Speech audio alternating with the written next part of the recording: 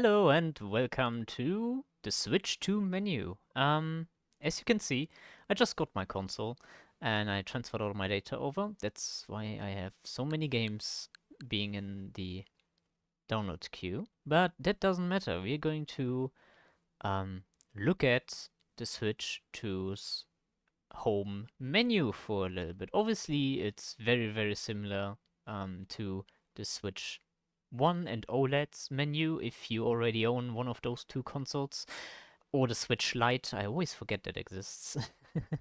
You will have probably no problems with this. But yeah, there is some um, pretty important settings or we are going to do in this video. And yeah, that will enhance your playability, especially there's one setting that will especially enhance your console's lifetime by quite a lot if you're playing in handheld mode or desktop mode or whatever, kickstand mode, right? A lot. If you're on TV, there's only really one TV or monitor like I am. There's only really one setting that is important, but yeah, for handheld there's a bit more. Anyway, let's look into this. As of course, there's your main games that you have downloaded.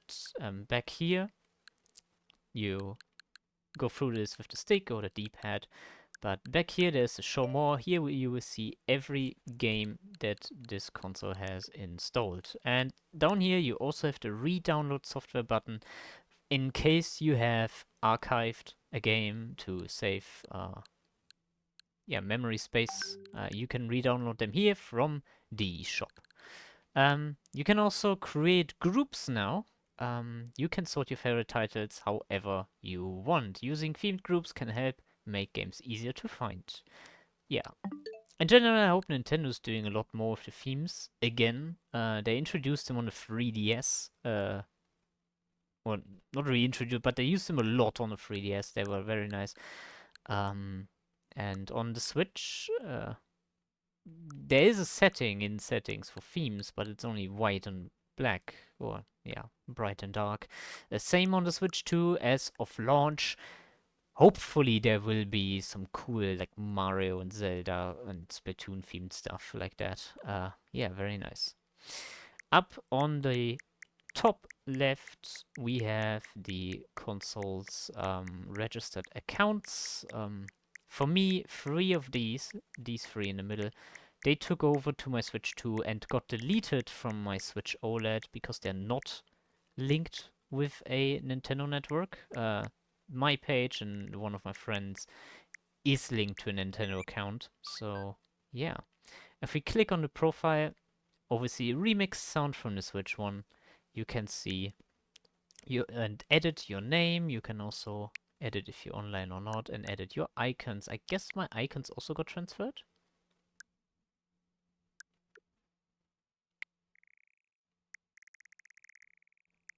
Ooh, that does actually not look promising. But actually, that's mostly down to a setting from Nintendo Switch Online. We have to change that there. But yeah, you can see your game activities, obviously. Like, for example, Smash and Market 8 are my most played games. Um, and yeah. Here you have invites to different games. If one of your friends invites you, obviously your friends list. You can see a lot of people favorite them and not, add friends, and user settings, of course. Another edit icon. Yeah, same as on the main profile page. Down here, you've got your main Switch services. If you go from right to left, it starts with Nintendo Switch Online, obviously your subscription-based online service. Then the new game chat, which you can also access with the C button on the controllers. This is like Discord, if you're familiar with Discord, just for the Switch 2. And yeah, as I've already said in my unboxing, I am very interested to try it out, but I currently know no one who has a Switch 2. So yeah, I'm the only one in my friend group and family too who has a Switch 2. Gonna be interesting. I might test it out with some of you guys. Over here we have news. This is kinda comeback. No, it's actually not a comeback. It's just an app I've never really used on the Switch. I used this a lot on the 3DS, but it always screamed at your face, "Hey, there's new news." Also, if you start the console, you usually have the news on left handbar anyway. Next one, obviously Nintendo eShop, where you can buy your digital games or DLCs or stuff like that. Also, obviously, your album. The game actually, or not the game, the consoles actually did transfer a lot of my old screenshots and videos from my old console. Um, some of that stuff is stored on the SD card. My SD card is sadly not an express card, so it can't be used with the Switch 2, which is kind of weird, but yeah, some limitations. Next one of my most favorite new features, game share. What happens if you have a friend you want to play with who also has a Switch, or Switch 2 works with both consoles, with both series, and let's say you want to play Mario Party Jamboree, right? And but he doesn't have that game. What you can do is use Game Share and stream more or less the game from your console to their console, and they can play that game too as long as you're in reach. Very cool. It's like download play from the Nintendo DS series. Love it. Haven't quite gone to test it yet. I will do that in different videos. Obviously, as I still have my OLED, I can use the shared features. Then, of course, we have controllers, uh, which we are going to look into a second. Same as system settings. Sleep mode obviously puts the console into sleep mode. Virtual game cards is another thing. It's like just giving your game, like your physical game, to a friend so he can play it. That's the same just with every game now. So, for example, Regis mentioned 3 is a game, as you can see by the game card symbol being filled out on the top. It's a game I have installed on this console, or I will have installed on this console when the download finished. So this is a digital game. I don't have a game card for this. What game cards, virtual game cards, allow you now is I can give this digital game to one of my friends. Should also work with the Switch game. Obviously, it has to be Switch game if it's a Switch 2 game like Mario Kart World. Doesn't work with a normal Switch or Switch OLED. But something like Smash Bros. Ultimate, Luigi's Mansion, basically everything you see here currently, this all works. You can give this also to a Switch OLED or first generation Switch, through virtual game cards. Cool feature, but do note you will lose the ability to play that game for, I think, 2 weeks, or as long as your friend has that game in his library that you gifted it, right? So as long as that game is gifted, you can't play it. It's literally just a simulated like game card or disc or something. Yeah. So, first things first, let's go into system settings. So here we have basically everything in the same order that we have on the Switch 1 and Switch OLED. Support have airplane mode, obviously doesn't work while docked, but yeah, if you're on a plane, turn it on, please. Screen brightnesses, since I'm connected to a capture card and my monitor, I can't change that. There's Bluetooth, audio, just like on the Switch, internet. I hope I didn't leak shit there. I I will this all of this anyway. So yeah, there's accessibility where I can change text sizes, button mappings. Like you can literally change what every button does. Oh, there's a 3D model of the controllers now. That's cool. But yeah, you can turn on bold text, zooms. Yeah, zoom function if you tap. Home button twice. You can now use X and Y to zoom and the left stick, even the right stick to move. You can lock the zoom by pressing once on home, or if you tap home twice, you go back to normal mode. Yeah, data management, of course, you can see right here how your system memory, which now boosts 256 gigabytes internal, and you can also see your micro SD. I don't have a micro SD express card. I will get one, but I currently don't have one, so that's grayed out. Yeah, you can move your software data to... Oh, yeah. I was like, why is it sometimes changing that? As I'm playing around with the Joy-Cons, of course, and you might remember there's a mouse mode, so I can just put this on my desk and it turns into a mouse. That is actually so cool. Um, yeah, I can still scroll with the stick up and down and then click with left and right. It is really nice. But yeah, you can now. I will switch back. You can now, or not now, but here you can move your software data from the system or to the SD card and back around. You can delete stuff. You can manage softwares. Like you can put them into uh, archives. I currently can't because there's nothing installed. Yeah, you can transfer save data to another console. This looks like it's two Switch 2s because the Switch 1 on the startup looked different in this person's hand. So yeah. Yeah, you can manage users, controllers. For example, you can now change what GL and GR do. I do not possess anything currently that has GL or GR. I don't have a Pro controller yet. And I don't have the charger grip yet. I only have the normal grip. Yeah. And my GameCube controller doesn't have these buttons, but yeah, they're free buttons which you can map freely to anything you want in specific of the game. That's really nice. You can turn on and off vibration right here. Update the controllers. Here's mouse controls, what I just used. Mouse sensitivity. Update the camera. I don't own a camera yet, so yeah. This is basically, yeah, obviously everything around controls swap A and B. Why ever you would do that, but yeah. Next is audio, of course, current output modes, TV sounds, and like I can do stereo, surround, automatic, all of that. System virtual sounds, all of that stuff you can test. Microphone, obviously, of course the Switch 2 has a microphone now.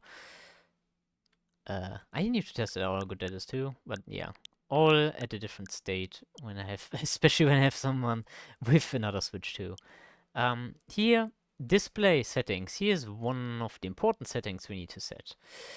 So, I'm going through all of this like normal, but I will tell you what to do, especially when you're playing on TV, and there's one setting right here, I think, where that you have to set when you're mostly playing in handheld mode. Very important one. So yeah. First of all, you can change the HDR output. Switch 2 is now HDR compatible, so yeah, just makes the picture even nicer to simplify it. If you actually want to know how and what HDR does, you probably have to Google it. Google can probably explain it better than me. Yeah. Then one thing, TV resolution. There is an automatic mode. You should always put it on the highest you can. For me, currently it's only 1080p because, yeah, my monitor for my PC is 1080p. I have plans to update it at least to 1442K, probably to a 4K monitor because this console is 4K capable. Why not use it, right? But yeah, so yeah, always put this on the highest setting you can for TV resolution. I don't know if automatic maybe makes the Switch like adjusted, but in general, I guess if you plug this from a 4K monitor to a 1080p monitor, it should do it automatically anyway. So yeah. Dock output information, you can look at this like I'm running HD at 60 FPS or 60 Hertz.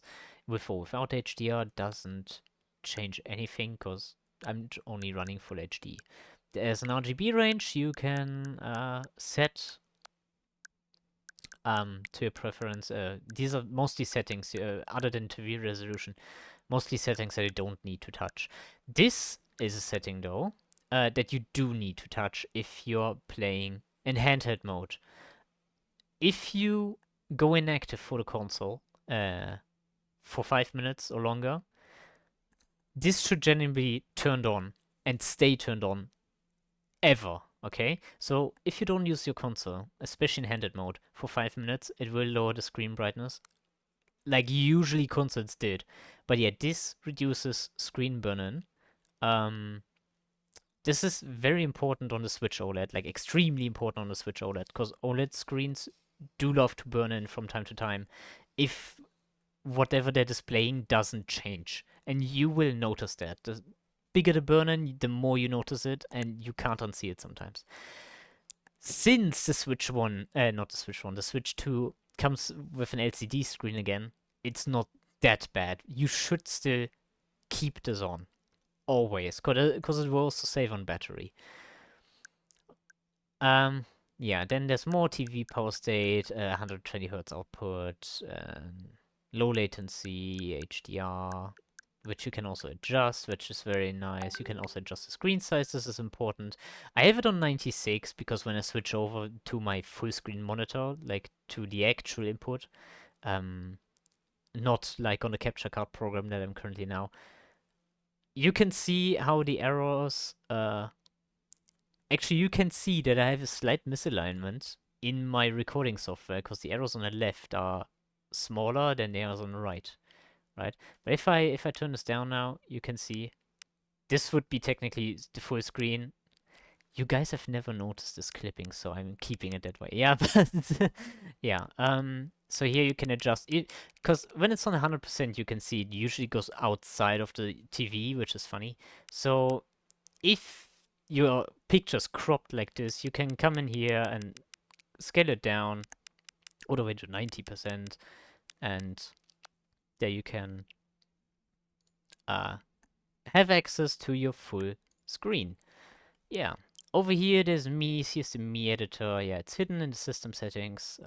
Bit sad, but that the me's aren't like they were on the Wii and Wii U. But yeah, they're over here. Here's amiibos. Obviously, there's still an amiibo sensor below the right stick on the right Joy-Con, just like on the OG Switch. And yeah, here's themes, basic light and basic dark. As I said, I hope they do something more with this. Would be very nice. Notifications, of course, you can turn these on for downloads, platinum points, and stuff like that. It's mostly game related though, so most of the games that do have notifications also have notification settings themselves. Here's sleep mode. You can put your system into auto sleep after a set amount of time. If you don't use the console for this amount of time, it goes to sleep automatically for system screen, of course. Connected to TV as much as you want. I usually put it to never because I don't forget to turn off my console anyway. You can keep it at 15 minutes though. Yeah. You can also turn on and off if you're watching YouTube, for example, on the Switch. Too, you can also turn that on and off. And yeah, wake up sound in TV mode. Yeah, we'll keep it that. You can also turn it off, I guess, or like, yeah, you can turn it off. There it is. Keep wired connection active in sleep mode. It lets you download. Let's the downloads you start from your PC or smart device begin right away. Oh yeah. Um.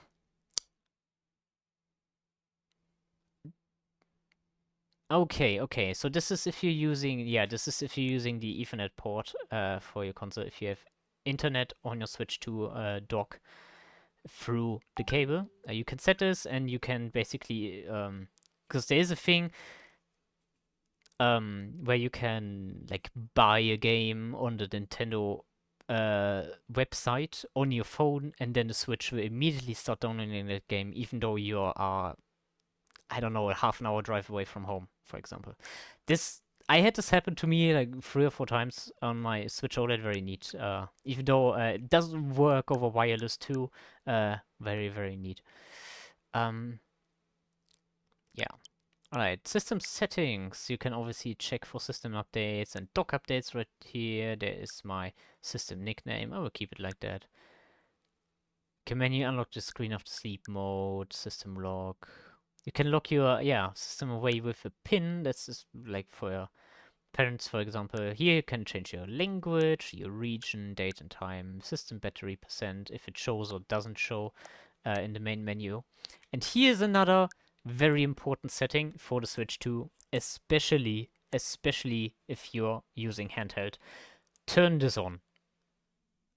Even in docked mode, it's not too bad, right? It doesn't really affect anything in docked mode, but if you take your console with you frequently, turn this on. Stop charging the battery at around 90%. Sure, you get 10% less, but this will drastically increase your console's lifetime, or your console's battery lifetime in the future. If you charge a battery up to 100% frequently, it will reduce its lifespan over time. That happens with phones, it happens with, yeah, handheld consoles, it happens with basically every chargeable battery. Yeah, so turn this on if you're taking your console frequently with you. And then, of course, there's just more information and, yeah, software auto updates. And that's really it for the system settings. Next thing, controllers. I have two connected, as you can see, the normal Switch 2 controllers. This is the same page, just with the adapted mouse controls now. Yeah, hold on, I can now move the mouse and press right click and or left click, and that's very nice. Alright, while using mouse controls, you can tilt the controls so you scroll through menus. Yep, that's pretty normal. Move the cursor around on the option below to try it out. Alright, go button 1, button 2, 5, 6, that's very cute. Alright, nice. It is actually very smooth. It does, like, the initial start is nice, but it has like a little deceleration, so it lags behind a little bit, just a teeny tiny bit when you stop using the mouse. It's not like my PC mouse, which immediately changes direction. This lags around a little bit because of that deceleration, but in general, feels very nice, feels very accurate, very cool. I like it a lot. Alright, we can use it obviously in home screen, but also in games like Mario Party Jamboree, for example. We'll have I think has mini games now with the Switch 2 update pack that also feature mouse controls. Alright, very cool, very nice. And obviously you can immediately switch back by just lifting up the Joy-Con and using the stick or pressing a button. Here, of course, you can change the grip order. Let's listen to the new sound for connecting. If it has one. Doesn't seem... okay, it has a new connection sound, but it has no sound for actually clicking the buttons anymore. Like this one. You can hear that sound, but it used to do that while connecting the Joy-Cons too. Alright, let me press the S buttons. Alright. Immediately switches over, that's very nice. Alright. One more thing that I am going to show you, which is really, really nice for us original Switch owners. Obviously, there's a lot of us out there. The Switch 1 did sell very nicely. But if you're planning to give away a console to a friend or something, think of it, especially on the controller side, because you can't see it, but I currently have my right Joy-Con from my Switch OLED in my hand. The blue one, because I have a white Switch OLED, but I got a second pair of Joy-Cons. I currently have that right one in my hand, and all I'm gonna do is hold the sync button. That's between the S buttons. And here it is. I can use, or you can use in general, I'm gonna do it with the red left one too. You can pair your Switch 1 controllers to the Switch 2 and use them just like on the Switch 1. Even have their own icons, which is very neat. Very cool.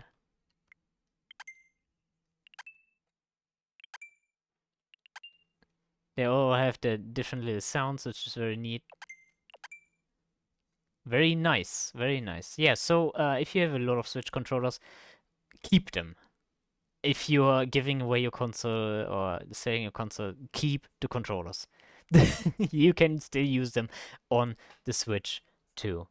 That brings me to my new GameCube controller, which I will also connect, and I'm very curious to see if it has its own icon in the menu. Yes, it does. It looks so awesome. That is so cool. What happens if I connect my Aftermarket Pro controller? If I remember how to do it, there we go. Should be this button. Yep, it's waking up. Because I do want my Hull effect sticks. There it is! Alright, great. Obviously, if you want to change them back to the old console, you need to repair them again. Joy-Cons are a bit easier because you can just click them on, of course. The other controllers, not so easy. Yeah, anyway, let's go change grip order. So I deactivate all my other controllers again. I want to stay with the Joy-Cons.